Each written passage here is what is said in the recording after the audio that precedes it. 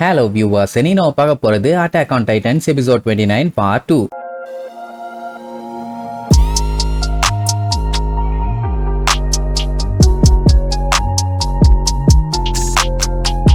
Open பண்ணா போன பாட்டுல ஒரு டைட்டனை பொழந்தாச்சு. சரி ஓலான்னு சொல்லிட்டு திரும்பும்போது திடீர்னு பின்னாடி இருந்து ஒரு டைட்டன் வந்து கோணிய கவ வந்துச்சுல்ல, அவ்வளவுதான் சோழி முடிஞ்சுன்னு நினைக்கும் போதான் நம்ம ரெய்னர் இடையில பூந்து அவன் அந்த பக்கம் தள்ளி விட்டுட்டு இவன் உள்ள போய் விழ மாட்டான், அந்த டைட்டனோட வாயும் தள்ளி விடுவான். என்ன அவன் கோணிய காப்பாத்துற வேகத்துல அந்த டைட்டனை ஒழுங்கா தள்ளி விடாம விட்டுருப்பான். அது என்ன பண்ணும், டப்புன்னு தலைய திருப்பி அவன் கைய ஒரு கவு இப்படி வெறித்தனமா காப்புன்னு யாரும் எக்ஸ்பெக்ட் பண்ணல. ஏன் அவனே எதிர்பார்க்கல. அதுக்காண்டி அவன் பயந்தெல்லாம் நடுங்கல. ஒய்யால ஏன் கையே கவிட்டியான்னு அந்த டைட்டனை அலேக்கா தூக்கிடுவான். டே ரைனரு என்னடா பண்ண போற, அதை தூக்கிட்டு ஜன்னல் வழியா ஜம்ப் பண்ண போறியான்னு கேப்பான். எனக்கு இதை விட்ட வேற வழி இல்லைன்னு சொல்லிட்டு மேல படிக்கட்டுல கஷ்டப்பட்டு ஏறி போய் ஜன்னல்கிட்ட போயிருவான். அவ்வளவுதான் ஜம்ப் பண்ணிடலான்ட்டு போகும்போதுதான் கோணி இடையில புந்து அவசரப்படாதன்னு சொல்லிட்டு அதோட வாயை வெட்டி விடுவான். அப்படி அதோட வாயை வெட்டி ரைனர் அவனோட கையை எடுத்துருவான். சரி அவ்வளவுதான், அது அப்படியே மேல இருந்து கீழே விழுந்துருன்னு பார்த்தா கீழே எட்டி பார்த்துட்டு சட்டக்குன்னு திரும்ப பாருங்க, எல்லாத்துக்கும் தூக்கி வாரி போடும். அந்த டைம் யுமர் தான் ஓங்கி ஒரே மிதி மேல இருந்து கீழே பொத்துன்னு விழும். அதுக்கப்புறம் என்ன கட்டையெல்லாம் போட்டு கஷ்டப்பட்டு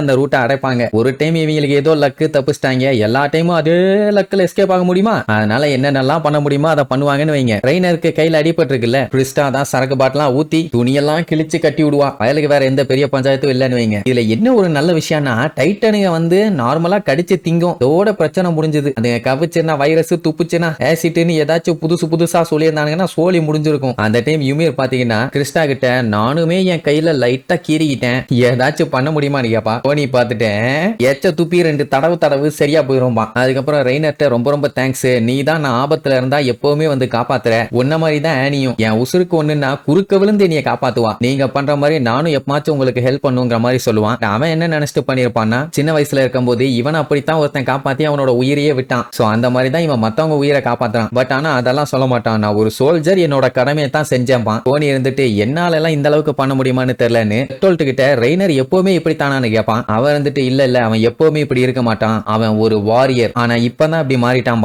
அவன் ஷாக் ஆகி வாட் டு யூ மீன், என்னடா வாரியர் பூரியர்னு டரியல கிளப்பிக்கிட்டு இருக்கு, வாட் இஸ் த மேட்டர்னு கேட்பான். இவனுக்கு இப்படி தொணன்னு பேசிட்டு இருந்தவன யுமீர் கடுப்பாயி டேய் இதெல்லாம் அப்புறம் பேசலாம், நம்ம சாகறதுக்கு முன்னாடி எந்த ஒரு ரிக்ரெட்டும் இல்லாம சாகணும்னு சொல்லிட்டு ஜன்னல் வழியா எட்டி பாப்பாளா. சுத்தி இருந்த அத்தனை டைட்டன்களுமே அப்படியே செத்து பேன்னு கிடக்கும். யுமீர்லாம் பார்த்து மிரண்டுட்டான். பரவாயில்லையே கோவை காப்ஸுங்க ஆளுங்க ஒண்ணு மத்தவங்க மாதிரி எல்லாம் இல்ல, அவங்களுக்குள்ளேயும் ஸ்டஃப் இருக்குதுப்பா, இருந்த டைட்டன்ஸ் எல்லாத்தையுமே பொலந்து கட்டி இருக்காங்களேன்னு ஆச்சரியமா சொல்லுவா. அதுக்கப்புறம் அவங்க தாறுமாற சம்பவம் பண்ற சீன் எல்லாம் காட்டுவாங்க. அப்ப 4 பேர்த்துல 2 பேரும் மத்தவங்க எல்லாம் எப்படி இருக்காங்கன்னு நான் பாத்துட்டு வரேன்ட்டு மேல போவாங்க. அந்த டைமுங்கும் போது டம்முன்னு ஒரு பெரிய கல்லு ஒண்ணு வந்து விழும். என்ன சத்தம் அதுன்னு பார்த்தா அந்த கல்லு வந்து விழுந்ததுல அவங்க குதிரைங்க பூரா செத்து போச்சு. அப்ப மேல 2 பேர் போனாங்கல்ல, லின்னும் ஹென்னிங்கும், என்னன்னு சொல்லி அப்படியே சுத்தி பாத்துக்கிட்டு இருக்கும் போது இன்னொரு கல்லு வந்து டம்முன்னு அடிக்கும் பாருங்க. 2 பேருமே அந்த கல்ல அடிச்சு அப்படியே திருச்சிருவாங்க. அதுக்கப்புறம் கஷ்டப்பட்டு அவங்க 2 பேர்த்தையும் காப்பாத்தி தூக்கி கொண்டு வந்து மேல வைப்பாங்க. அவங்க கல்ல அடிச்ச அந்த செகண்டே அவங்க காலி, ஸ்பாட் அவுட். இத பண்ணது வேற யாரும் இல்ல, அந்த பீஸ்ட் டைட்டனா தான் இருக்குங்கிற மாதிரி கோனி சொல்லிட்டு எட்டி பார்ப்பான். பார்த்தா இன்னும்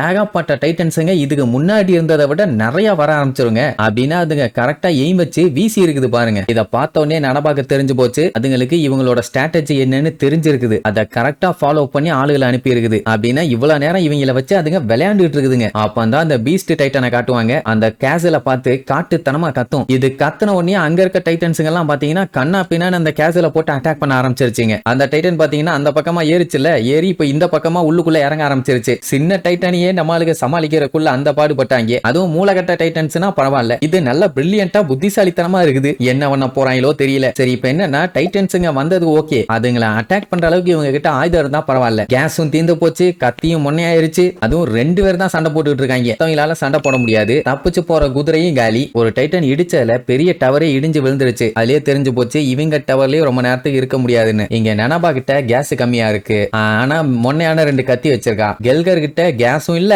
கத்தியும் போச்சு, ஐ மீன் அந்த பிளேடும் மொத்தமா போச்சு. இவங்களால மட்டும் இதுக்கப்புறம் என்ன பண்ண முடியும், கீழே பாத்தீங்கன்னா கொச்சன்னு நின்னுட்டு இருக்காங்க. கெல்கருக்கு தெரிஞ்சு போச்சு இதோட சங்குதான், அட்லீஸ்ட் கடைசியா அந்த சரக்கையாச்சும் குடிச்சிருக்கலாம், ஆனா என்னால முடியாம போச்சுன்னு சொல்லிட்டு என்னைய மன்னிச்சிரு நனபா, நான் என் தலைய செவுத்துல இடிச்சிட்டேன், என்னால இதுக்கு மேல முடியலன்னு சொல்லும் போது மேல இருக்க கொக்கி அப்படியே கலரும். ஸ்ட்ரெயிட்டா ஒரு டைட்டன் கையிலேயே போய் லாக் ஆவான். அதை அவனை வாயில போட போகுமா. நனபா எப்படியாச்சும் அவனை காப்பாத்தணும்னு அந்த டைட்டனோட கழுத்திலேயே ஒரு போடு, அவளோட பிளேடு உடஞ்சு திருச்சிரும். அப்போ அந்த டைட்டன் என்ன பண்ணும், கீழே விழ போகும்போது செவுத்த பிடிக்க போகுமா, அந்த ஓட்டைக்குள்ள கெல்கர் போய் விழுந்துருவான். இதுல இன்னொரு காமெடி என்னன்னா, இவகிட்ட இப்ப கேஸ் சுத்தமா முடிஞ்சு போச்சு. என்ன பண்ணலான்னு யோசிச்சுட்டு அந்த பக்கம் திரும்பும் போது எக்ஸ்பெண்டபிள்ஸ் போஸ்டர் மாதிரி எல்லாம் வந்து நிப்பானுங்க. இங்க கெல்கர் தப்புஸ்டமேன்ட்டு அங்க இருந்து எஸ்கேப் ஆகிறத விட்டுட்டு அங்க கீழே சரக்கு பாட்டில் இருக்குமா, ரைட்டு கடைசியா 2 சிப் அடிச்சுக்குவோன்னு எடுத்து வாயில ஊத்த போவான். உள்ள சரக்கு இல்ல, டைட்டன் வந்து பாத்துருச்சு. ரேட்டை வந்து அலேக்கா தூக்கும். எந்த சனியன்டா மொத்த பாட்டிலையும் குடிச்சவன கத்திக்கிட்டு இருக்கும் போதே செவுத்துல தலையிடுச்சு. அவ்வளவுதான், அவன் சோலி முடிஞ்சு. கிறிஸ்டா இதெல்லாம் பார்த்துட்டு உடனே கல் எடுத்து அடிக்க போவான். வேண்டாம், இப்ப ஏதாச்சும் பண்ணோம்னா டவர் மொத்தமா கொலாப்ஸ் ஆயிரும்பா. எனக்கு ஒண்ணு புரியல, இவளெல்லாம் எப்படி சர்வை காப்ஸ்ல எடுத்தாங்கன்னு. பின்ன கத்திய வச்சு கண்டமணிக்கு வெட்டினாலுமே அதுகளுக்கு ஒண்ணு ஆகாது. அம்மா குண்டு கல்ல விட்டு வீசி அவங்கள காப்பாத்த போறான். அங்க கெல்கர் இருக்கான்ல, அவன் தலைய வாயில போட்டு கவ ஆரம்பிச்சிருச்சுங்க. அனாபாவோட ஒத்த கால் போச்சு. பிச்சர் இருக்க காலையும் கையும் புடிச்சு இழுத்துட்டு கிடப்பாங்க.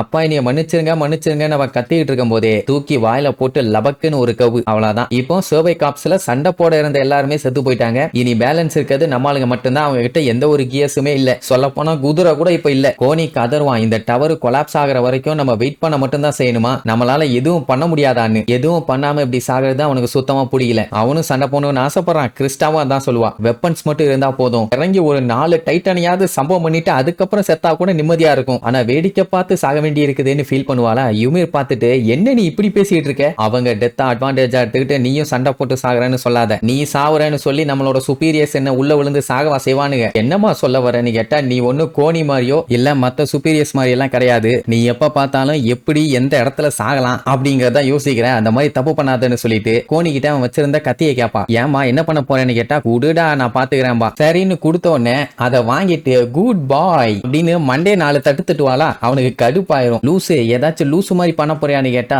ஆமா நான் இறங்கி சண்டை போட போறேன்பா. எல்லாம் பார்த்துட்டு, கொய்யால இங்க இருக்க எல்லாருமே சண்டை போடணும்னு தான் ஆசைப்படுறோம், ஆனா அதான் முடியாத, நீ மட்டும் எப்படி பண்ண போறேன்னு கேட்டா அது எனக்கே தெரியாது அப்படின்ட்டு நேரா கிறிஸ்டாட்ட போய், நீ இது எல்லாத்தையுமே மறந்திருப்பேன்னு எனக்கு தெரியும், ஆனா இதை நான் பண்றது நமக்காக, நம்ம ஸ்னோவி மவுண்டன்ல ட்ரைனிங்ல இருக்கும் போது இந்த ப்ராமிஸ பண்ணிக்கிட்டோம்னு சொல்லுவான். கிறிஸ்டாக்கு ஒரு அளவும் புரியல என்ன இவ சொல்ல வரான்னு. அந்த டைமுங்கும் போது அந்த டைட்டன்ஸ் எல்லாம் கொஞ்சம் கொஞ்சமா அந்த டவரை உடைக்க ஆரம்பிச்சிருச்சுங்க. இன்னும் கொஞ்ச நேரத்துக்கு இதே மாதிரி அடிச்சு உடைச்சதுங்கன்னா அவ்வளவுதான், மொத்தமா சரிஞ்சு அத்தனை பேரும் காலி. அந்த யுமேர் பாத்தீங்கன்னா இன்னுமே கிறிஸ்டா கிட்ட புரியாத மாதிரி விளங்காத மாதிரியே பேசிட்டு இருப்பான். நீ எப்படி வாழணும் என்னன்னு சொல்ற ரைட்ஸ் எனக்கு இல்ல, ஆனா இது ஒரு செல்ஃபிஷான ரெக்வஸ்ட் தான், கடைசி வரைக்கும் வாழு, சாவணும்னு மட்டும் நினைக்காத அப்படி இப்படின்னு அவளை வேற லெவல்ல பில்டப் பண்ணுவா. அவ அப்படியே பேந்த முழிப்பா. கரெக்டா அந்த டைம் தான் சூரியன் வெளியில வரும். எனக்கு சத்தியம் பண்ணு கிறிஸ்டான்னு கத்திட்டு அந்த கத்தியவும் கையில 2 தட்டு தட்டிட்டு மேல இருந்து ஜம்ப் பண்ணுவா. அத்தனை பேரும் அப்படியே பேன்னு பாப்பாங்க. யுமிரே வேண்டான்னு கிறிஸ்டா கத்துவா. அவளதான் குதிச்சாச்சு, இனி அவளை காப்பாத்த முடியாதுன்னு நம்ம நினைப்போம். ஆனா கீழே வில அவ கைய அறுப்பா. அப்ப அந்த இடத்துல பாத்தீங்கன்னா பயங்கரமான வெளிச்சம். வேற ஒண்ணும் இல்ல,